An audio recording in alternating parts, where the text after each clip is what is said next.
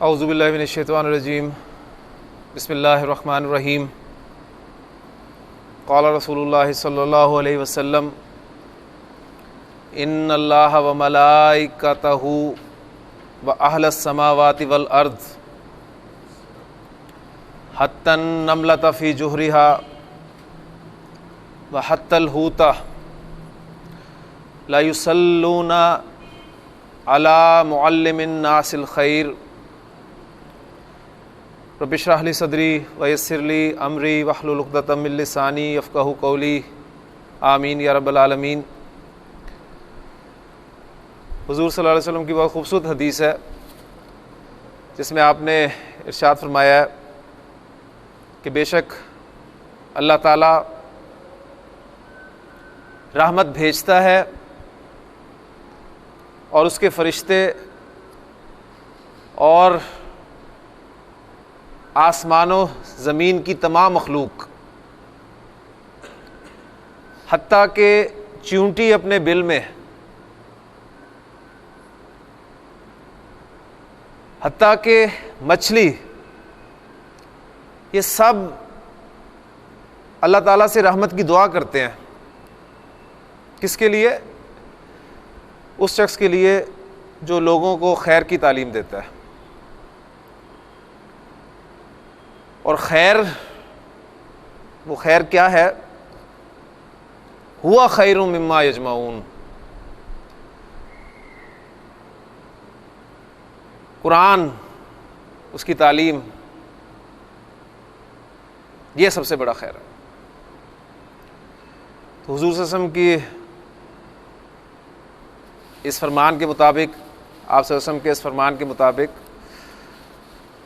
ہم اللہ تعالیٰ سے امید کرتے ہیں کہ اللہ تعالیٰ ہمیں بھی ان سب کی دعاؤں میں شامل فرمائے اور اللہ تعالیٰ براہ راست ہم پر اپنی رحمت جو ہے وہ نازل فرمائے اور ان لوگوں میں ہمیں شامل فرما دے جو لوگوں کو خیر یعنی قرآن کی تعلیم دیتے ہیں۔ اللہ تعالیٰ عمل کرنے کی توفیق عطا فرمائے۔ سورۃ الحدید کا سبق ہمارا چل رہا ہے، لیکن پچھلے لیکچر میں آپ کو یاد ہوگا میں نے آپ کو جملے کی اقسام کے حوالے سے ایک ٹاپک جو ہے شروع کیا تھا، اور جملے کی تقسیم میں نے آپ کو بتائی تھی کہ مختلف اعتبارات سے کی گئی ہے، مختلف انداز میں کی گئی ہے۔ جملے کی تقسیم لفظی ترکیب اور ترتیب کے اعتبار سے بھی کی گئی ہے، جملے کی تقسیم مضمون اور معنی کے اعتبار سے بھی کی گئی ہے، اور جملے کی تقسیم اس کے محل اعراب میں ہونے یا نہ ہونے کے اعتبار سے بھی کی گئی ہے۔ ان میں سے دو اعتبارات سے الحمدللہ ہم نے اس تقسیم کو جو ہے وہ پوری طرح دیکھ لیا تھا۔ انشاءاللہ تعالیٰ آج ہم تیسرے اعتبار سے، بلکہ تیسرے اعتبار سے بھی ایک پہلو اس کا کور ہو گیا تھا، آج بلکہ جملے کی وہ اقسام جن کا کوئی محل اعراب نہیں ہوتا اس کو ہم دیکھیں گے انشاءاللہ تعالیٰ، اور پھر سورۃ الحدید کی اس آیت کا ہم تفصیلی جائزہ لیں گے جملے کی اس تقسیم کے اعتبار سے۔ تو آئیے بورڈ پر چلتے ہیں اور اپنے سبق کو جو ہے وہ آگے لے کے چلیں۔ اب ہم ان جملوں کے بارے میں تفصیل سے دیکھیں گے جن کا کوئی محل اعراب نہیں ہوتا، یعنی پچھلی دفعہ جو ہم نے جملے تفصیل سے پڑھے تھے وہ جملے وہ تھے جن کا محلاً کوئی نہ کوئی اعراب تھا، یعنی وہ محلاً حالت رفع میں تھے، حالت نصب میں تھے یا حالت جر میں تھے۔ اس کی 13 اقسام ہم نے پڑھی تھی تفصیل سے، ایگزامپلز آپ کے سامنے ہوں گی، آپ بار بار دیکھیں گے تو انشاءاللہ تعالیٰ وہ چیزیں آپ کے سامنے پکی ہوتی جائیں گی۔ آج ہم ان جملوں کو دیکھیں گے جن کا محلاً کوئی اعراب نہیں ہوتا۔ اس اعتبار سے جملے کی پہلی قسم جو ہمارے سامنے آئے گی وہ ہوگی جملہ استئنافیہ۔ جملہ استئنافیہ، اس کو جملہ مستانفہ بھی بولتے ہیں۔ استئناف، یہ مادہ آپ اگر اس پر غور کریں اور باب پر غور کریں تو یہ حمزہ نون فا اس کا مادہ ہے اور باب استفعال میں یہ استعمال ہو رہا ہے۔ استعنفا یستعنفو، استئنافن، اس کے معنی ہوتے ہیں اثر نو، شروع کرنا، نئے سرے سے کسی چیز کو شروع کرنا۔ جملہ مستانفہ کسے کہتے ہیں؟ یہ وہ جملہ ہوتا ہے جو ابتدائے کلام میں آتا ہے، جیسے کہ معنی سے آپ کے سامنے بات آ گئی ہے، اسے جملہ ابتدائیہ بھی کہتے ہیں۔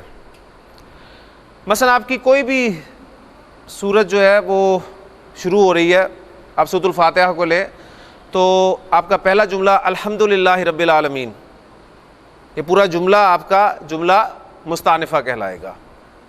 اسی طرح سورہ ملک آپ نے اس کی تلاوت کرنی شروع کی تو تبارک الذی بیدہ الملک، یہ پورا جملہ جو ہے آپ کا یہ جملہ مستانفہ کہلائے گا۔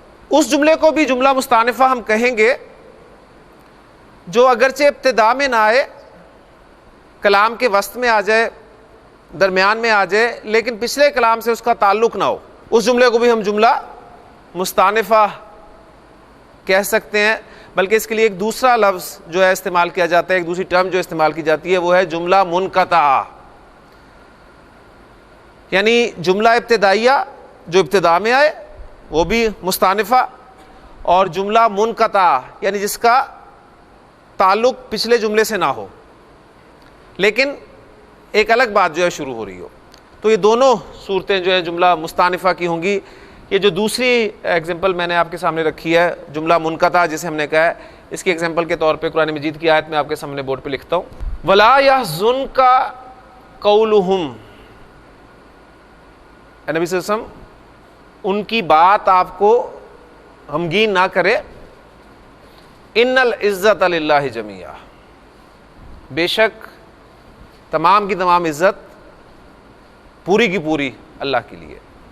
اب یہ ان العزت للہ جمیعا، یہ جو ایک جملہ آ رہا ہے یہ آپ کا جملہ مستانفہ کی ایگزامپل ہے۔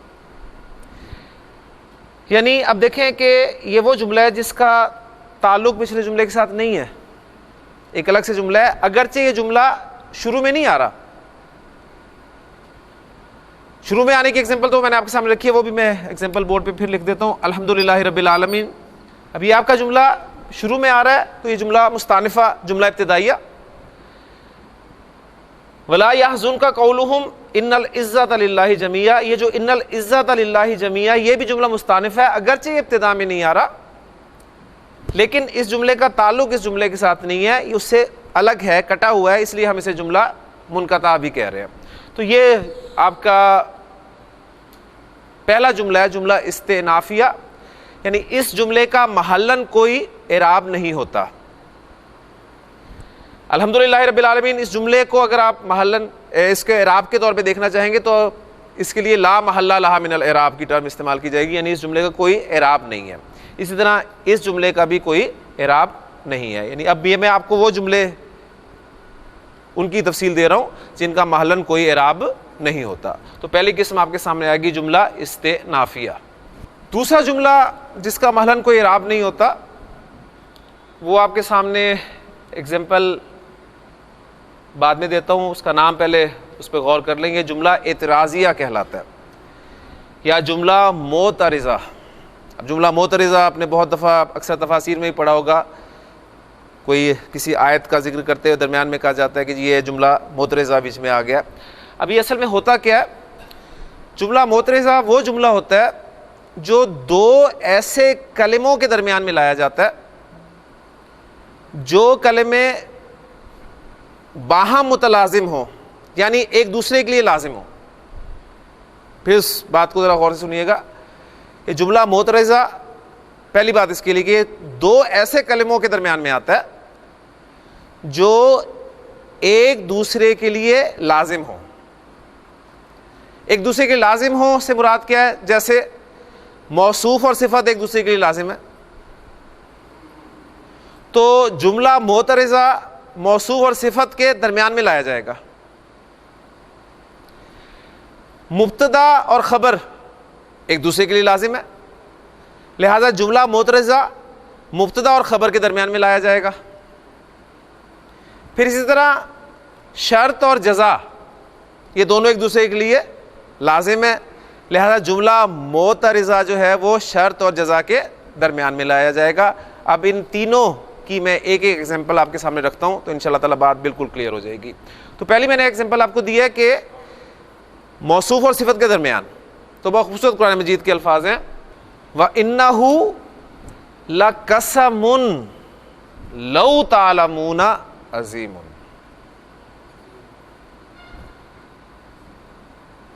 انا حروف مشبہ بالفعل میں سے ہے، ہا ضمیر اس کا اسم ہو گیا، اور انا کی خبر آئے گی. وہ خبر جو ہے مرکب توصیفی کی صورت میں آ رہی ہے، یعنی قسم عظیم. قسم موصوف اور اس کی صفت عظیم، اور پھر مزید زور کے لیے اس پہ لام مزاحلہ کا لگا ہوا ہے. اب موصوف اور صفت یہ دونوں ایک دوسرے کے لیے لازم ہے. جملہ لایا گیا، یہ جملہ معترضہ ہے، ٹھیک ہے، یعنی اور بے شک وہ ایک قسم ہے اگر تم جانو تو بہت بڑی. تو یہ آپ کا لو تعلمون جو ہے یہ جملہ معترضہ کی ایگزامپل ہے. ایک ایگزامپل اور آپ کے سامنے لکھی ہے، زید واللہ عالم. سمپل آپ کا جملہ تھا زید عالم، زید عالم ہے. زید مبتدا اور عالم اس کی خبر. مبتدا اور خبر کے درمیان میں ایک جملہ لایا گیا واللہ. اب آپ کہیں گے کہ واللہ جملہ کیسے بن گیا؟ اصل میں آپ کو پتہ ہے کہ وہ واو قسمیہ، یعنی اور یہاں پر کیا اقسمو فعل جو ہے وہ مراد ہوتا ہے کہ اقسمو میں قسم کھاتا ہوں، کس کی؟ اللہ کی. تو یہ پورا جملہ بن جاتا ہے جو یہاں پر جملہ معترضہ کے طور پر استعمال ہوا ہے. تو جملہ معترضہ مبتدا اور خبر کے درمیان میں آ رہا ہے. یہ ایگزامپل آپ کے سامنے آ گئی. سورۃ البقرہ کی ایک آیت ہے، یہ میں نے 2 لائنوں میں لکھی ہے.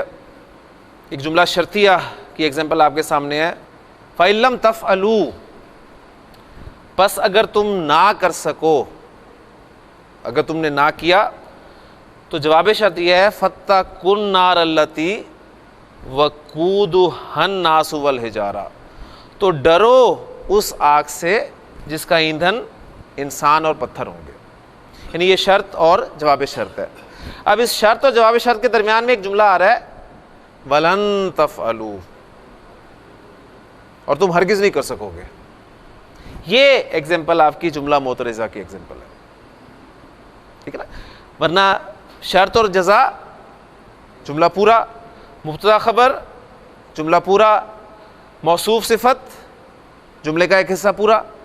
لیکن آپ دیکھیں کہ بیچ میں ایک ایک جملہ لایا گیا، یہ جملہ معترضہ کہلاتا ہے. تو جملہ معترضہ کی ڈیفینیشن آپ کے سامنے آ گئی کہ ایسا جملہ جو 2 ایسے کلموں کے درمیان لایا جاتا ہے جو باہم متلازم ہوتے ہیں. مقصد کیا ہوتا ہے؟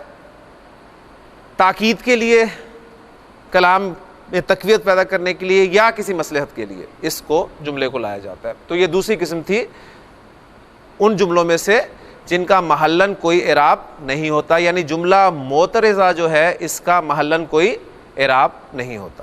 تیسری جملے کی قسم جس کا محلن کوئی اعراب نہیں ہوتا وہ آپ کے سامنے جملہ تفسیریہ یا جملہ مفسرہ. فا سین را مادہ ہے، باب تفعیل، فسرہ یفسرو تفسیراً، اس کے معنی آپ کو پتہ ہے. تو یہ وہ جملہ ہوگا جو پیچھے آنے والے جملے کی تفسیر بیان کرے گا، ٹھیک ہے. اس کی ایگزامپل قرآن مجید میں بہت خوبصورت ایگزامپل ہے، وہ میں آپ کے سامنے بورڈ پہ لکھتا ہوں. اِنَّ مَثَلَ عِیسیٰ عِندَ اللہِ، بے شک اللہ کے نزدیک عیسیٰ علیہ السلام کی مثال کا مثل آدم، آدم کی مثال جیسی ہے. خلقہ من تراب، اس نے اسے مٹی سے پیدا کیا. اب یہ جملہ جو ہے یہ وہ پچھلے جملے کی تفسیر بیان کر رہا ہے کہ اس کی وضاحت کر رہا ہے کہ اسے مراد کیا. اس کو جملہ مبینہ بھی کہتے ہیں، ٹھیک ہے. بینہ یبینو سے جملہ مبینہ بیان کرنے والا، یعنی جملہ تفسیریہ یا مفسرہ ہم اس جملے کو کہہ رہے ہیں جو پچھلے جملے کو جو ہے وہ اس کی وضاحت کر دے، اس کی تفسیر بیان کرے. یہاں پر ایک بات اور نوٹ کر لیں کہ جملہ تفسیریہ یا اس جملہ مفسرہ میں بعض مرتبہ حرف تفسیر بھی ہوتا ہے. حرف تفسیر جو ہے وہ دو استعمال ہوتے ہیں، ای اور ان، یہ دو حروف ہیں جو حروف تفسیر کے طور پر استعمال ہوتے ہیں۔ اس کی ایگزامپل ایک میں آپ کے سامنے قرآن مجید سے لکھتا ہوں۔ فَأَوْحَيْنَا إِلَيْهِ، حضرت نوح علیہ السلام کی طرف اللہ تعالیٰ جو ہے وہ اپنے وحی فرمائی، فَأَوْحَيْنَا إِلَيْهِ، بس ہم نے وحی کی اس کی طرف، کیا وحی کی؟ أَنِصْنَعِ الْفُلْكَ بِأَعْيُنِنَا، کہ ہماری نگرانی میں کشتی تیار کریں۔ اب یہ ان جو ہے یہ اصل میں اس جملے کی وضاحت کر رہا ہے کہ وہ کیا وحی کی، اس کی تفسیر بیان کر رہا ہے۔ تو بعض اوقات جملے میں، اس جملہ مفسرہ میں آپ کو حرف تفسیر بھی ملے گا، اور حرف تفسیر جو ہیں وہ دو حروف تفسیر دو استعمال ہوتے ہیں، ایک ان اور ایک ای، ٹھیک۔ ای اکثر ہم کہتے ہیں یعنی کے معنی میں، یہ حرف تفسیر کے طور پہ استعمال ہوتا ہے۔ چوتھی قسم ان جملوں کی جن کا محلاً کوئی اعراب نہیں ہوتا، وہ جملہ تعلیلیہ، عین لام لام اللہ لا یعلل تعلیلاً، اس کے معنی ہوتے ہیں علت بیان کرنا۔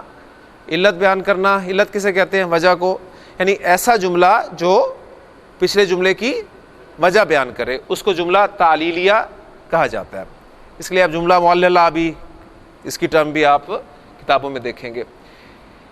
اس جملے کی ایگزامپل کے لیے میں ایک حدیث آپ کے سامنے حضور صلی اللہ علیہ وسلم کی جو ہے وہ بورڈ پہ لکھ رہا ہوں۔ حضور صلی اللہ علیہ وسلم کے بہت خوبصورت الفاظ ہیں جس میں آپ نے ارشاد فرمایا کہ الا، سن لو، آگاہ ہو جاؤ، لا تصوموا فی ہذہ الایام، ان دنوں میں روزہ مت رکھو۔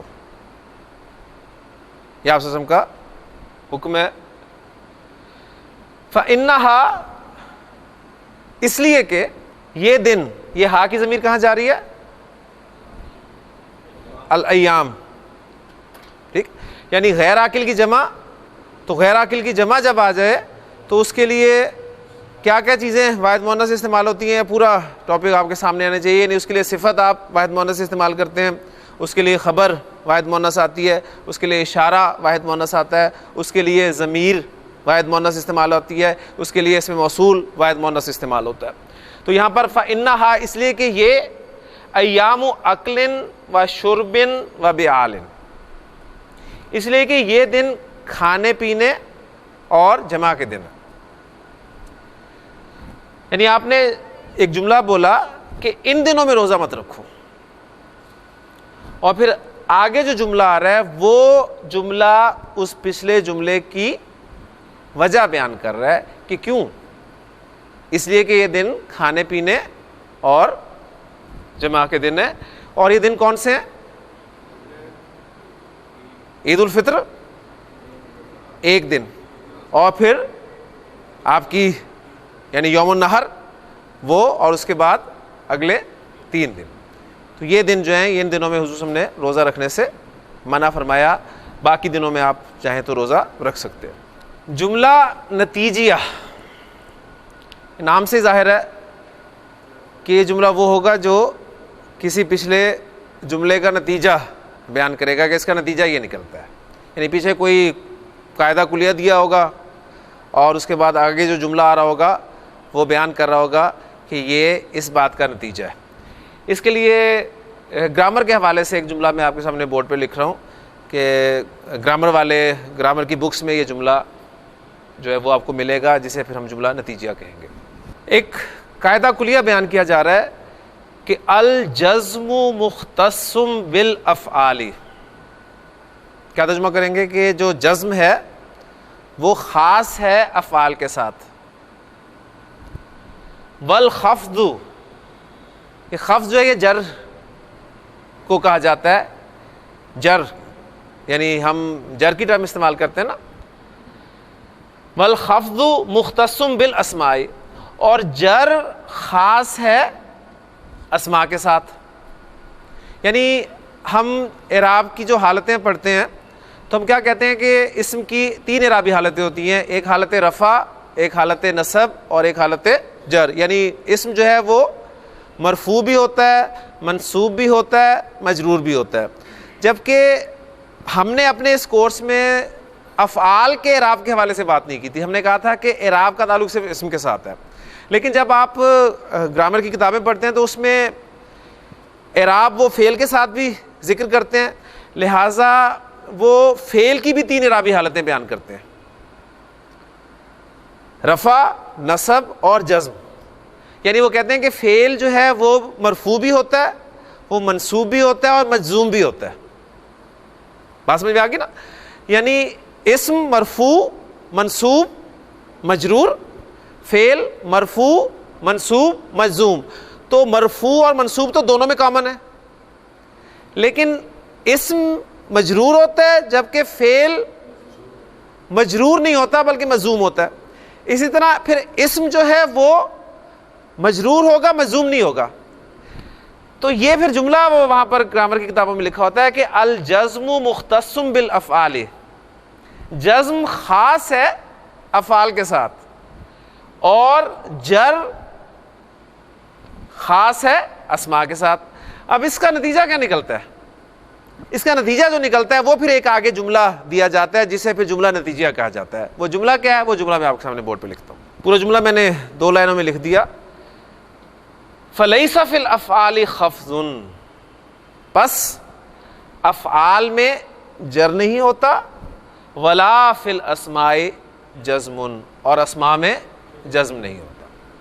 یعنی وہ یہ پورا جملہ جو ہے یہ جملہ نتیجیہ ہے, یعنی پہلے جملے کا نتیجہ ہے, اور اس جملے کا بھی محلاً کوئی اعراب نہیں ہوتا. تو یہ جملہ نتیجہ کہلاتا ہے. 6ٹھی قسم ہے جملہ معطوفہ.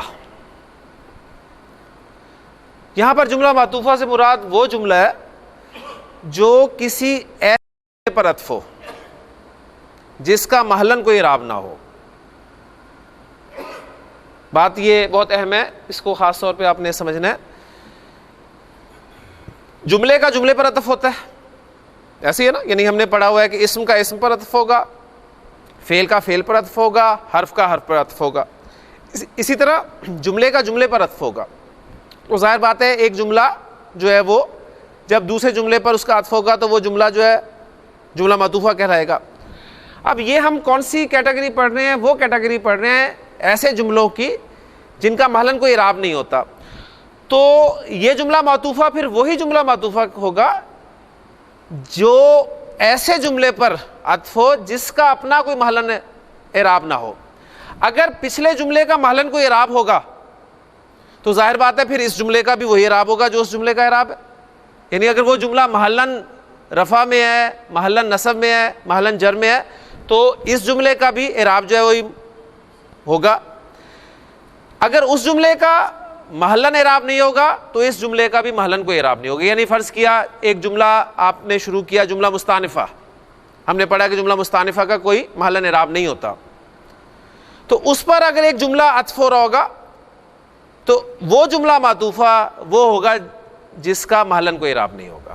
یعنی قرآن مجید اس کی ایگزامپل دوں آپ کو تو بہت خوبصورت ایگزامپل ہیں. آپ کا جملہ شروع ہو رہا ہے انا نحن نزلنا الذکر, بے شک ہم نے ہی اس قرآن مجید کو نازل کیا, وَإِنَّا لَهُ لَحَافِظُونَ. اب یہ اوپر ایک الگ جملہ ہے, واو اب کا حرف عطف, اور یہ ایک الگ جملہ ہے. اب یہ جملہ ہم عطف کر رہے ہیں کس پہ؟ اس پچھلے جملے پر. اب یہ جملہ مستانف ہے, ایک نیا جملہ شروع ہو رہا ہے, جملہ مستانف ہے, اور جملہ مستانفہ کا محلاً کوئی اعراب نہیں ہوتا, لہٰذا یہ جملہ معطوفہ جو ہے اس کا بھی محلاً کوئی اعراب نہیں ہوگا. اگر اس جملے کا کوئی محلاً اعراب ہوتا تو پھر اس جملے کا بھی وہی اعراب ہوتا جو اس جملے کا اعراب تھا. ٹھیک ہے, تو یہاں پر جملہ معطوفہ ہم نے اس ٹرم میں اس کو استعمال کیا. 7ویں قسم وہ جملہ جو جواب قسم ہو. آپ کو پتہ ہے کہ جب بھی قسم آتی ہے تو اس کے جواب قسم ضرور ہوتا ہے. تو جو جواب قسم میں جملہ ہوگا اس کا بھی محلاً کوئی اعراب نہیں ہوگا. ایگزامپلز بہت آسان ہے اس کی. آپ کہتے ہیں والعصر, زمانے کی قسم. کس بات پہ قسم کھائی جا رہی ہے؟ ان الانسان لفی خسر, یقیناً انسان بہت بڑے خسارے میں ہے. یہ قسم اور یہ ان الانسان لفی خسر, یہ جواب قسم. اب یہ جواب قسم ایک پورا جملہ ہے, لیکن اس کا بھی محلن کوئی اعراب نہیں ہے، اس کا محلن کوئی اعراب نہیں ہے، اس لیے اس کی ٹرم آپ کو جو بکس میں لکھی ہوئی ملتی ہے وہ یہ لکھی ہوئی ملتی ہے کہ لا محل لہا من الاعراب۔ اسی طرح سورہ یاسین جب آپ شروع کرتے ہیں، یاسین والقرآن الحکیم انک لمن المرسلین، تو انک لمن المرسلین یہ جو جملہ ہے یہ جواب قسم ہے، اس کا بھی محلن کوئی اعراب نہیں ہے۔ آٹھویں قسم ہے ایسا جملہ جو موصول کا صلہ ہو،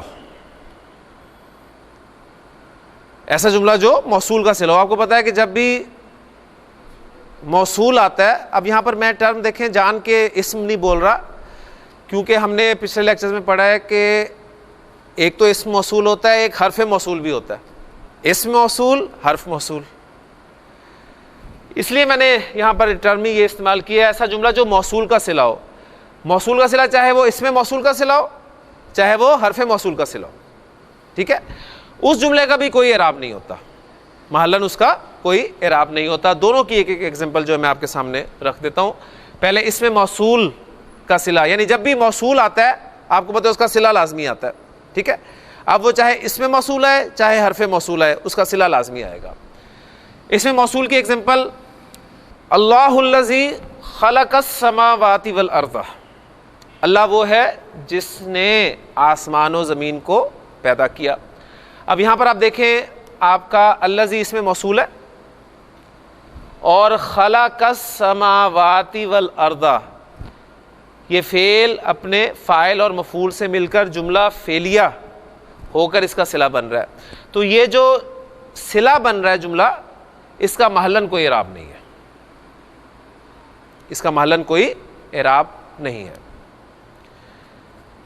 پھر حرف موصول کی ایگزامپل سورہ حدید سے ہی ہم لے لیتے ہیں، ہم نے جو پچھلی آیات پڑھی ہیں اس میں آپ اس آیت کو ذہن میں لائیں کہ ما لکم لا تؤمنون باللہ، تمہیں کیا ہو گیا ہے، تم اللہ پر ایمان نہیں لاتے، والرسول یدعوکم لتؤمنوا بربکم، اس ایگزامپل کو ہم سامنے رکھتے ہیں کہ والرسول یدعوکم لتؤمنوا بربکم، یعنی یہ لام جو ہے اس کے بعد ان ایک محذوف ہے، آپ کا ان جو ہے وہ حرف موصول ہے، اور اس کے بعد لِأَن تُؤْمِنُوا بِرَبِّكُمْ، یعنی وہ یہ تؤمنو جو ہے یہ خفیف کس کی وجہ سے ہوا ہے، اس ان کی وجہ سے خفیف ہوا ہے، وہ حرف موصول یہ پورا جملہ جو ہے اس کا صلہ بن کر آ رہا ہے، یہ پورا جملہ اس کا صلہ بن کر آ رہا ہے، اور پھر وہ آپ کا ان اور پھر یہ جملہ مل کر مصدر کی تعویل میں ہو کر مجرور ہے، اور پھر یہ جار مجرور پھر متعلق ہم اس آیت کو تفصیل سے کر چکے ہیں، یدعو فعل کے ہے، تو یہاں پر ان کے بعد والا یہ جملہ جو ہے تؤمنوا بربکم، یہ پورا جملہ یہ آپ کا اس کا صلہ بن کر آ رہا ہے، اور اس کا بھی محلن کوئی اعراب نہیں ہے۔ یعنی آج سے ہم انشاءاللہ تعالیٰ پریکٹس یہ کریں گے کہ اب جو میں آیت آپ کے سامنے سورہ حدید کی رکھوں گا، اس آیت کا لفظی انالیسس کرنے کے بعد اس آیت میں جتنے بھی جملے استعمال ہوئے، یعنی ایک آیت جو ہے وہ بعض اوقات 3 4 5 6 7 جملوں پر مشتمل ہوتی ہے، یعنی چھوٹا چھوٹا ایک سمپل سا جملہ جو ہے وہ ایک آمنو ایک جملہ ہے، ٹھیک ہے، آمنو ایک جملہ ہے۔ اب اس طرح کے جو جملے ہمیں اس آیت میں ملیں گے، اب ان جملوں کو ہم اینڈ پر یعنی اس آیت کے جتنے بھی الفاظ استعمال اس آیت میں ہوئے ہیں ان کا انالیسس کرنے کے بعد ہم ہر جملے کو پھر دیکھیں گے اپنے اس ٹاپک کے اعتبار سے کہ یہ جملہ استعمال ہوا ہے، اس جملے کا محلن اعراب ہے یا نہیں ہے، اگر ہے تو کیا ہے، اگر نہیں ہے تو یہ جو ہم اقسام پڑھ رہے ہیں اس میں سے کون سی قسم کا وہ جملہ ہے۔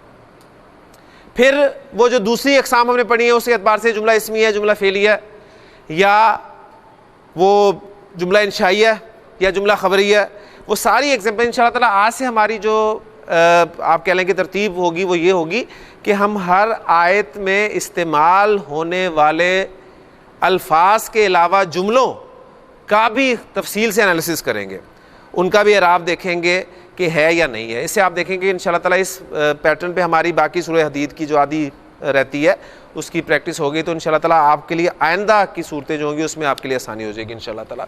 تو یہ 8 اقسام ہو گئی ہیں، اور 9ویں اور آخری قسم اس کی میں آپ کے سامنے اب رکھنے لگا ہوں۔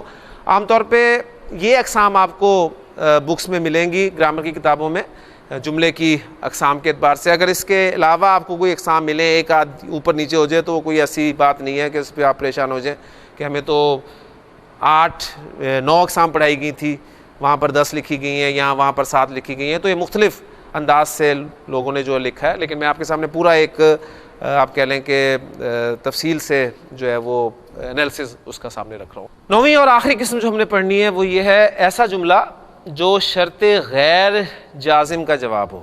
اب یہ پریشانی ہونا آپ نے اس سے دیکھ کے کہ شرط غیر جازم کا جواب ہو، اس سے کیا مراد ہے؟ جملہ شرطیہ آپ کو پتہ ہے شرط اور جزا، شرط اور جواب شرط پر مشتمل ہوتا ہے۔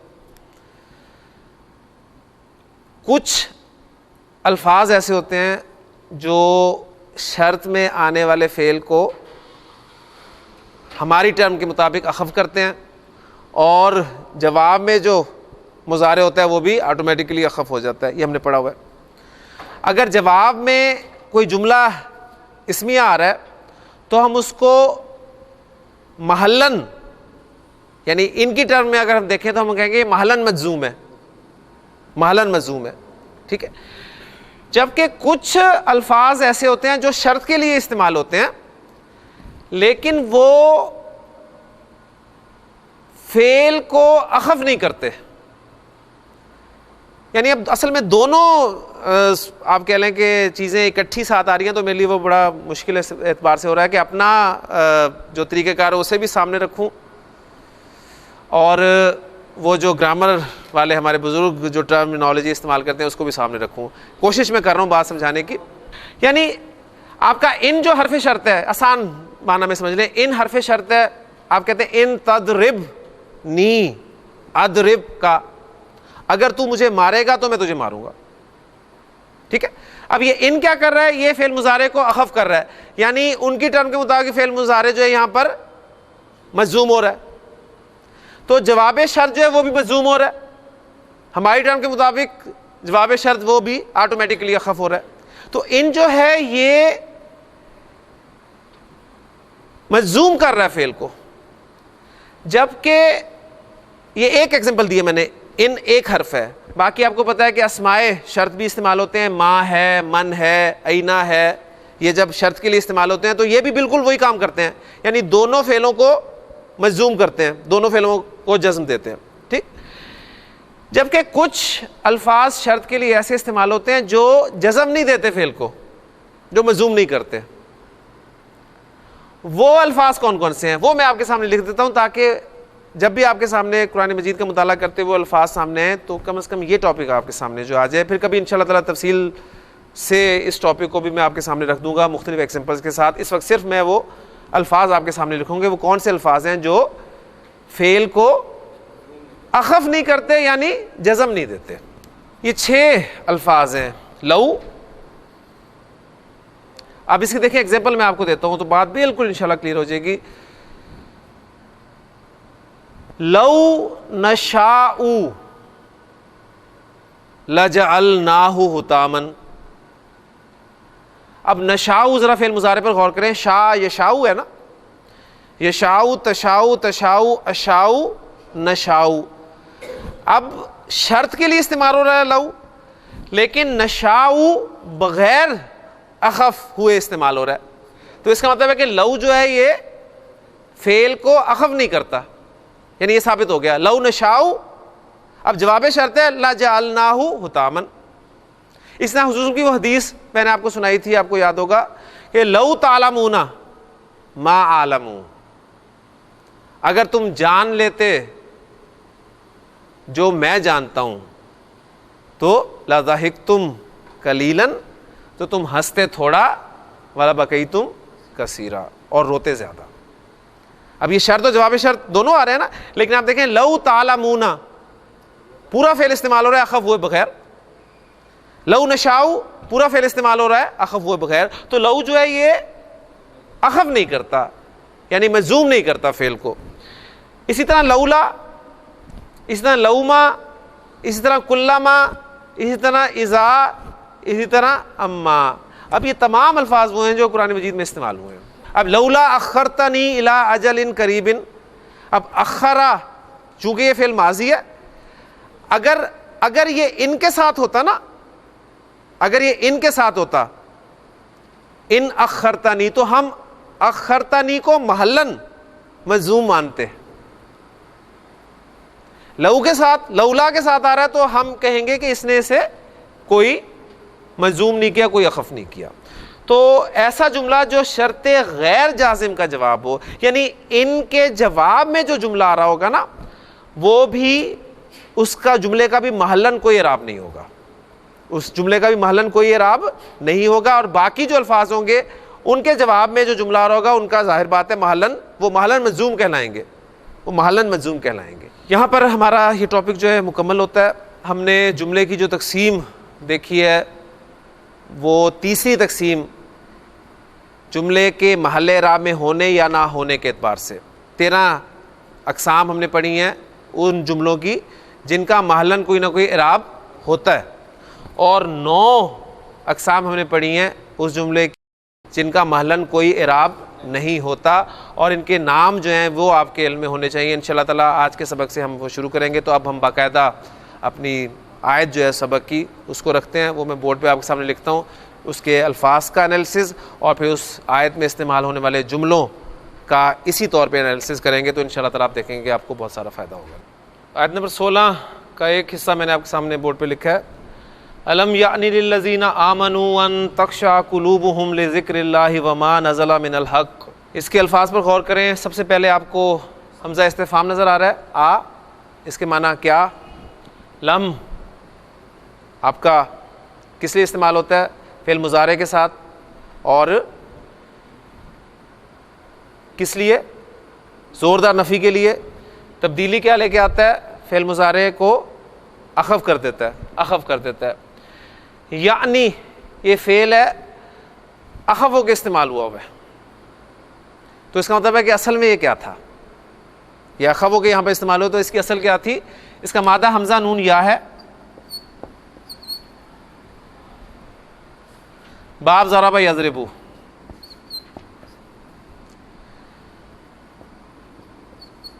انا یا یعنی یو.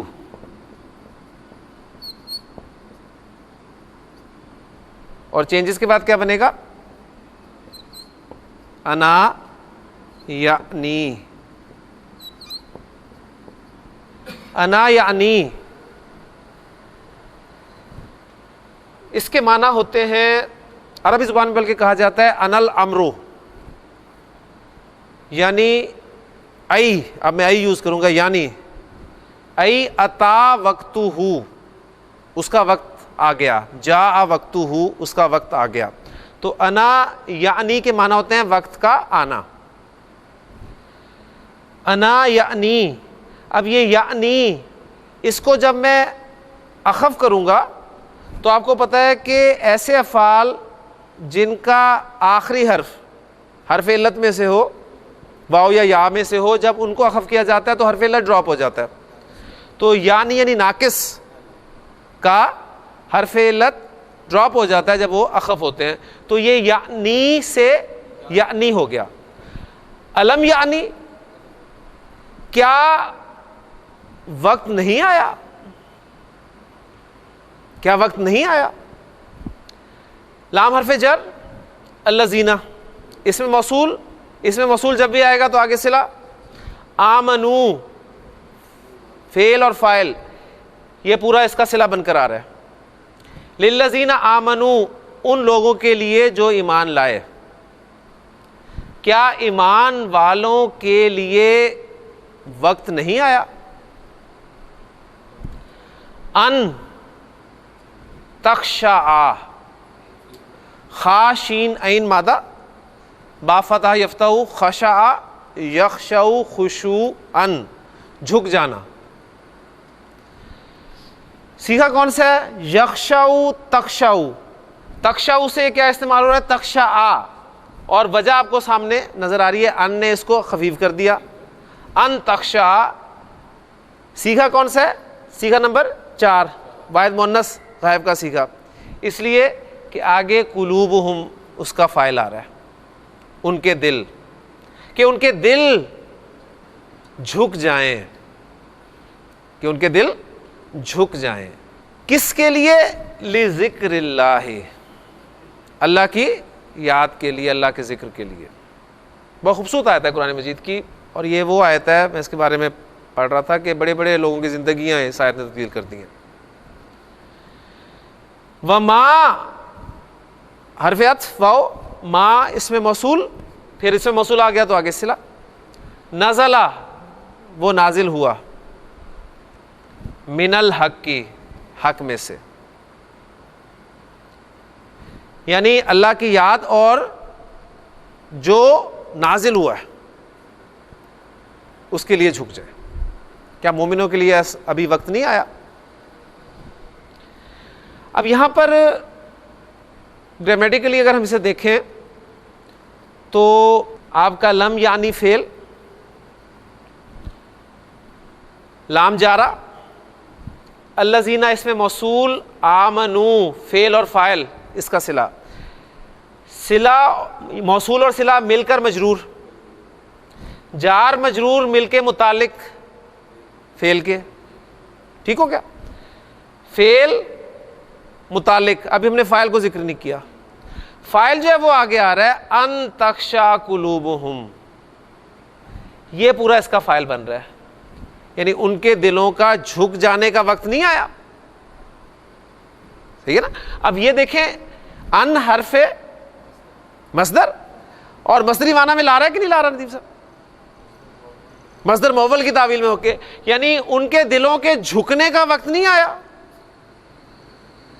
تو یہ ان تخشع قلوبہم یہ مصدر مؤول ہو کر یعنی کا فاعل ہو گیا. اب اس کو یہاں پر ہم محلن کیا کہیں گے؟ مرفوع، کیونکہ فاعل ہے. پھر لام جارہ، ذکر مضاف، اسم اللہ مضاف الیہ، مضاف مضاف الیہ مل کر مجرور، لیکن آگے حرف عطف آ رہا ہے واو، تو اس کو معطوف علیہ بنا دیں. واو حرف عطف، ما موصول، موصول آ گیا تو آگے صلہ. نزلہ فعل با فاعل، ہوا اس کے ضمیر اندر جو ہے وہ اس کا فاعل جو راجع ہے ما کو، اور وہی عائد ہے. من الحق کی، جار مجرور متعلق اس کے نزلہ کے، دیکھیں متعلق بن رہے ہیں. نزلہ وہ نازل ہوا، من الحق کی، حق سے، وہ حق سے نازل ہوا، کوئی متعلق بن نہیں رہا. اب کیا کریں گے؟ اس کے نزلہ کے اندر جو ہوا کی ضمیر فاعل ہے، ہوا معرفہ، معرفہ کے بعد جار مجرور آ جائے، کیا بنتا ہے اس کے لیے؟ حال. یہ ہوا کا حال بن کر آ رہا ہے، یعنی ہوا من الحق کی، اس حال میں کہ وہ حق ہے. تو یہ جار مجرور ہوا سے حال ہو گیا. اب یہ پورا موصول اور صلہ، یعنی یہ پورا جملہ صلہ بن جائے گا، موصول اور صلہ یہ معطوف ہو جائے گا ذکر اللہ پہ، اور پھر معطوف علیہ اور معطوف کو ہم کر دیں گے مجرور، اور جار اور مجرور مل کے متعلق ہو گئے کس کے؟ تخشع فعل کے. یعنی اس کو اب اس کے ساتھ یعنی پہ نہیں لے کے جائیں گے. ٹھیک ہے؟ تو اس طریقے سے ہم اس کا انالیسس کریں گے. اب باقی حصہ کرتے ہیں، پھر اس کے بعد جملے وائز جو ہے اس کا ہم دیکھیں گے کہ محلن کس جملے کا اعراب ہے اور کس کا نہیں ہے. وَلَا يَكُونُوا كَالَّذِينَ أُوتُوا الْكِتَابَ مِن قَبْلُ فَطَالَ عَلَيْهِمُ الْأَمَدُ فَقَسَتْ قُلُوبُهُمْ وَكَثِيرٌ مِّنْهُمْ فَاسِقُونَ. واو حرف عطف، لا یکونو، لا آپ نفی والا بھی کہہ سکتے ہیں. اگر نفی والا کہیں گے تو ہم اس کو پھر عطف کریں گے اس پہ، ان تخشع پہ. اور اگر لا کو نہیں والا کہیں گے تو پھر یہ یکونو جو ہے آپ کو اخف ہوا ملے گا. ولا یکونو، کانا یکونو آ جائے تو کانا کا ایک اسم ہوتا ہے اور ایک خبر ہوتی ہے. یکونو صیغہ نمبر 1 اور 4 ہے تو اسم کہاں ہے؟ آ سکتا ہے، باہر آ سکتا ہے، ظاہر ہو کر آ سکتا ہے. اگر اس کے علاوہ صیغہ ہے تو اسم اس کے اندر ہے. تو بتائیں صیغہ کون سا ہے، 1 یا 4 میں سے ہے؟ یعنی اصل میں یکونونا تھا نا، یکونونا کون سا صیغہ ہے، 1 یا 4 ہے؟ نہیں، لہذا یکونو اس کے اندر ہی واؤ جو یہ اس کا اسم ہے. کانا کا اسم ہوتا ہے اور ایک خبر ہوتی ہے, وہ خبر آگے آ رہی ہے کالذین اوتوا الکتاب من قبل. کاف حرف جر, الذین اسم موصول, موصول آ گیا تو صلہ, صلہ کیا ہے اوتوا الکتاب, اوتو حمزہ تا یا مادہ, بہت دفعہ ہم کر چکے ہیں, حمزہ تا یا باب فعال, آتا یؤتی, آتا یؤتی, آتا یؤتی ایتاءً دینا, عطا یاتی آنا, آتا یوتی دینا. اب یہ دینا ایسا فعل ہے جو دو مفعول ڈیمانڈ کرتا ہے. مثلا میں کہتا ہوں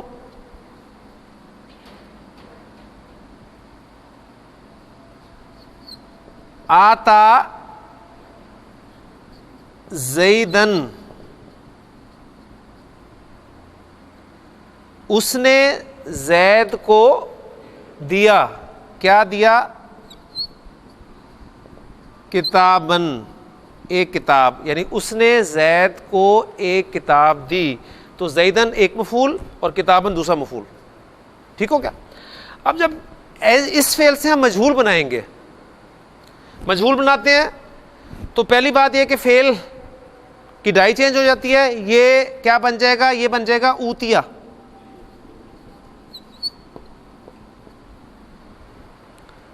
کیسے بن گیا اوتیا اس کو بھی دیکھ لیں کہیں آپ کوئی کنفیوز نہ کرے. اصل میں کیا تھا؟ آتا یا, افعلا کے وزن پہ حمزہ تا یا مادہ, افعلا آتا یا. اب مجہول بنانے کا کیا طریقہ ہے؟ آخری حرف کو چھیڑنا نہیں, پچھلے کو چھوڑنا نہیں, اسے دینی ہے زیر, اور باقی حرکت والے حروف جو ہیں ان کو پیش سے چینج کر دینا. تو یہ بن گیا اوتیا. اب یہاں پر وہ محموز کا قاعدہ پھر اپلائی ہوتا ہے. دو حمزے اکٹھے ہو گئے, اس طرح کے پہلا حمزہ حرکت والا ہے, دوسرا ساکن ہے, تو دوسرے حمزے کو پہلے حمزے کی حرکت کے موافق حرف میں لازماً تبدیل کر دیتے ہیں. تو یہ بن گیا اوتیا. اس کو دیا گیا, آتا اس نے دیا, اور اوتیا اس کو دیا گیا. اب میں کہنا چاہتا ہوں کہ زید کو ایک کتاب دی گئی, اس نے زید کو ایک کتاب دی.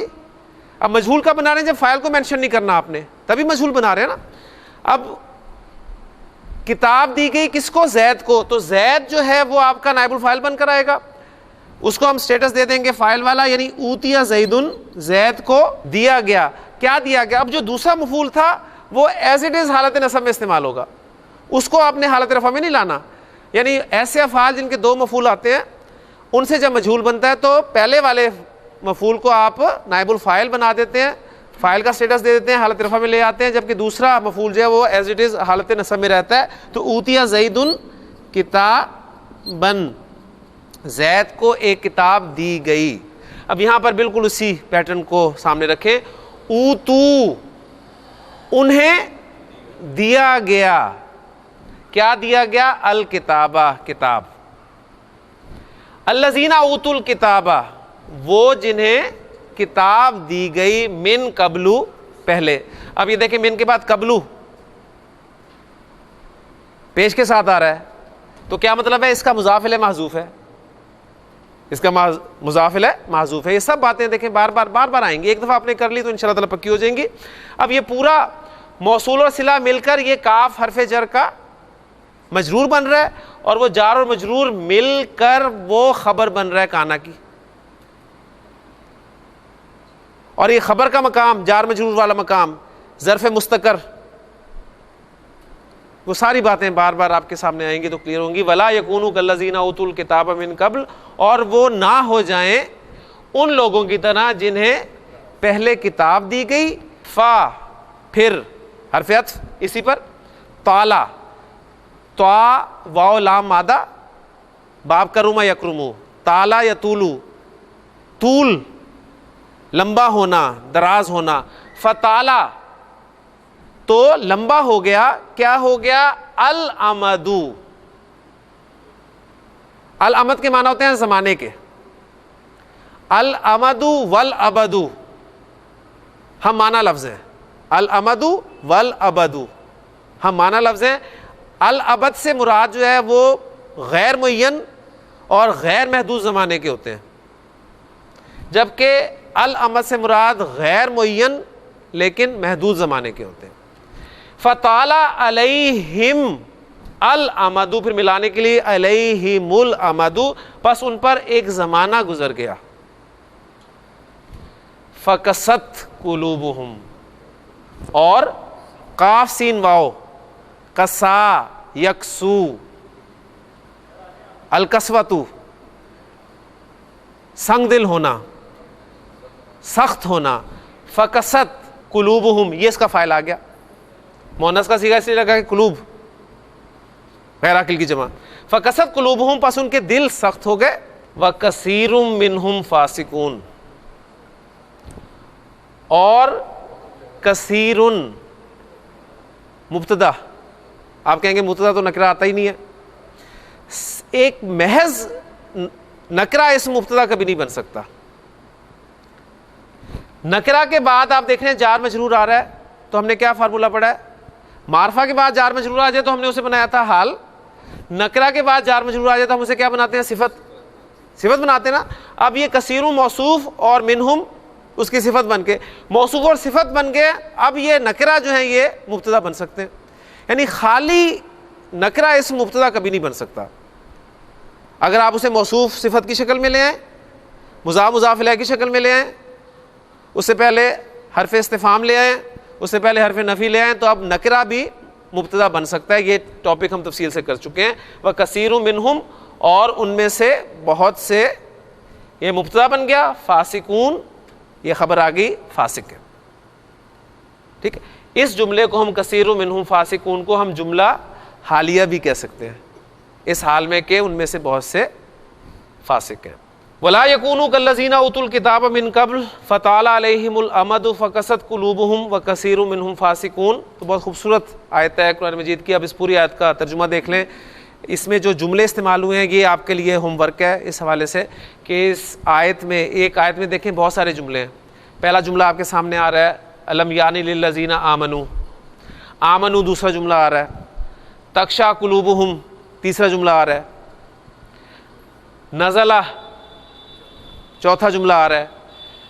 لا یکونوا کالذین پانچواں جملہ آ رہا ہے. اوتوا الکتاب چھٹا جملہ آ رہا ہے. طال علیہم الامد ساتواں جملہ آ رہا ہے. کست قلوبہم آٹھواں جملہ آ رہا ہے. کثیر منہم فاسقون نواں جملہ. تو اس آیت میں 9 جملے استعمال ہوئے. اب ہر جملے کا اعراب، یہ آپ تھوڑی سی ورکنگ کریں اس پہ. نیکسٹ لیکچر میں انشاءاللہ تعالی ہر جملے کے بارے میں آپ کو تفصیل سے بتاؤں گا کہ اس جملے کا اعراب ہے، محلن اعراب ہے یا نہیں ہے. اگر ہے تو کیا ہے، اور اگر نہیں ہے تو یہ جو جملے کی ہم نے آج اقسام پڑھی ہیں 9، ان میں سے کس قسم کا یہ جملہ ہے. یہ ہمارا ہوم ورک ہے انشاءاللہ تعالیٰ. صرف ترجمہ ایک مرتبہ دیکھ لیں، اور ایک دعوت ہے اللہ تعالیٰ کی طرف سے، ایک آپ کو ذرا جھنجھوڑا جا رہا ہے. ہمارا سب کا دعویٰ ہے کہ ہم مومن ہیں، ایمان والے ہیں، لیکن ہمارا طرز عمل، ہمارے زندگی گزارنے کا طریقہ، اس پہ ذرا نظر ڈالیں تو کیا یہ آیت ہمیں نہیں جھنجھوڑتی کہ الم یعنی للذین آمنوا، کیا ایمان والوں کے لیے ابھی وقت نہیں آیا کس چیز کا؟ کہ ان تخشع قلوبہم لذکر اللہ، کہ ان کے دل جھک جائیں. کس کے لیے؟ اللہ کے ذکر کے لیے. وما نزل من الحق، اور اس کے لیے جو حق نازل ہوا، جو حق بن کر نازل ہوا، اس کے لیے جھک جائیں. ولا یکونوا کالذین اوتوا الکتاب من قبل، اور وہ نہ ہو جائیں ان لوگوں کی طرح جنہیں کتاب دی گئی پہلے. انہیں بھی کتاب دی گئی تھی پہلے، لیکن فطال علیہم الامد، پھر جب ان پر ایک مدت گزر گئی تو کیا ہوا نتیجہ؟ فقست قلوبہم، ان کے دل سخت ہو گئے. ہمیں بھی اللہ تعالیٰ نے ایک کتاب جیسی عظیم دولت، قرآن جیسی عظیم دولت عطا کی، لیکن ایک مدت گزر چکی ہے اور ہمارے دلوں کی سختی آپ دیکھ لیں اسی وجہ سے ہے. تو بڑا جھنجھوڑا جا رہا ہے اس انداز میں. وَكَثِيرٌ مِّنْهُمْ فَاسِقُونَ، اور ان میں سے بہت سے فاسق ہیں. یہی قرآن مجید کی ہدایت ہے کہ قرآن مجید کی آیت چاہے کسی کے لیے بھی نازل ہوئی ہو، لیکن ہم نے اپنی اس میں جو ہے وہ شکل دیکھنے کی کوشش کرنی ہے، تبھی ہمارے لیے بہتری جو ہے وہ ہمیں رہنمائی ملے گی. اللہ تعالیٰ سے دعا ہے کہ اللہ تعالیٰ عمل کرنے کی توفیق عطا فرمائے. سبحانک اللہم و بحمدک، اشہد ان لا الہ الا انت، استغفرک و اتوب الیک.